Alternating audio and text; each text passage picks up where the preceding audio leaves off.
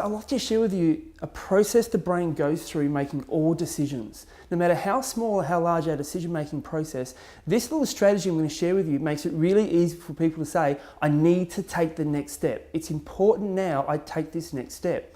You see, there are two motivators to human behaviour. We're avoiding that pain and we're moving towards pleasure. All decisions are made with that movement from a negative to a positive and away from and towards motivator. And this is how the brain operates. If you've got your most favourite item in the world and you love it and use it all the time, why do you need another one? Unless there's something about that item that you're not getting anymore. Is there a feeling you're not coming from? Is there a feeling you're not getting from it?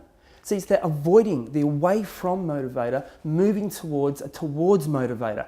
That's what drives decision making. So what I'd love to do now is share with you a small sequence of questions to make it really easy for us to have these really comfortable open conversations with our patients on the telephone. And I call this sequence the 4 W's and the H.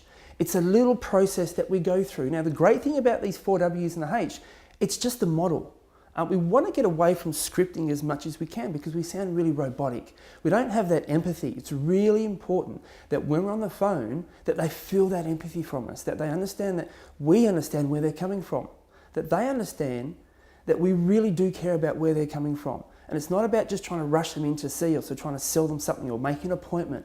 It's about understanding where they are. If we want them to verbalize how they're feeling, we have to make it easy for them to do that. So this little sequence, these 4 W's and the H, let me run through them with you right now to really give you that edge and make them really compelled to want to come and catch up with us. So the first W, we call that the what. What I mean by the what is we want them to verbalize to us. We want them to start opening the doorway to emotion. We want them to feel like they can really share with us what's going on. Now, you can't just dive in there really quickly with a whole lot of back-to-back questions. We call that interrogational.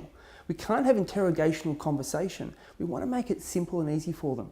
So we want to go gradually, step by step by step, and get into the emotional part of how they're feeling, because that's that driver, the away from feeling that they don't want anymore to the positive feeling that they do want. So a what is a great starting point. So for example, what have you tried before you've called today? What have you done before you called today? Before you got picked up the phone, decided to call us today? Before you wanted to have a chat with us? What are a couple of things that you may have done before today? What have you tried? What have you attempted? What have you gone through? Because you want them to verbalize and say, I've tried diets, I've tried this, I've tried the gym, I've tried training, I've lost weight but then I've put on more weight. I keep going through this roller coaster ride of emotion and eating and diet and nothing's working for me. I've tried this, I've tried this, I've tried that. The beginning of the conversation, if we can get them to feel comfortable with us to say, I've tried a few things, this isn't working. Now think about it. When you say that to yourself, what is it telling you? I've tried this, I've tried this, I've tried this. It's just not working. So now, you know what? I need to give you guys a call.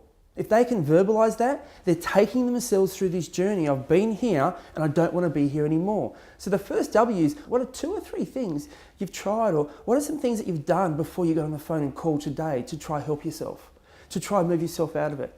A lot of people call us after they've tried diets and working out in gyms and personal training, and they've tried lots of different things. A lot of people have called us when they've tried a lot of things beforehand. So let's see if we can get into that conversation space of, okay, listen, a lot of people chat to us because they've tried a lot of things in the past to help themselves and nothing's really worked. Can I just ask you, what are 1 or 2 things that maybe you've tried before you've called us today?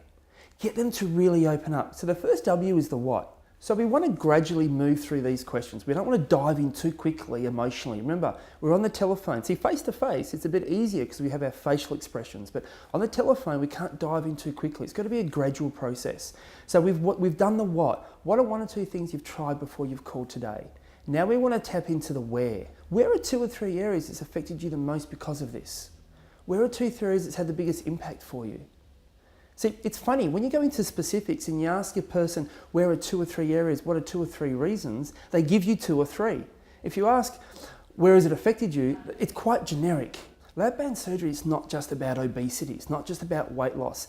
As we know, it's about lifestyle changes, the personal pressures we put ourselves under. It's about heart failure, it's about diabetes, it's more than that. So you need to add your own fluff and personality to it. We want to move away from script as possible. Just remember the what and the where. You can add as much fluff as you want. It could go like this. Hey, so a lot of people call and they've got a lot of things that they've tried before they've called us. I'm just curious, what would be a couple, 2 or 3 things that you've gone through, you've tried before calling today?